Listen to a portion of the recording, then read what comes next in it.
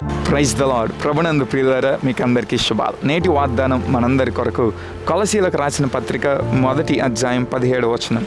ఆయనే సమస్తమునకు ఆధారభూతుడు. హల్లెలూయా.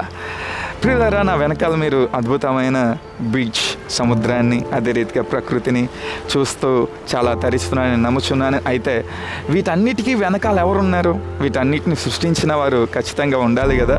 ఒక మంచి సముద్రం ఉన్నదంటే దాన్ని సృష్టించిన సృష్టికర్త ఖచ్చితంగా ఉండాలి. మనం ఒక పుస్తకాన్ని కలిగి ఉన్నామంటే దానికి ఒక రచయిత ఉండాలి. అదే రీతిగా ఒక కారు కలిగి ఉంటే దాన్ని తయారు చేసిన వ్యక్తులు ఉండాలి. ఒక మొబైల్ ఫోన్ లేదా ఒక టీవీ ఏదైనా మన దగ్గర ఉన్నదంటే దాన్ని కనుగొన్న వారు ఖచ్చితంగా ఉండాలి.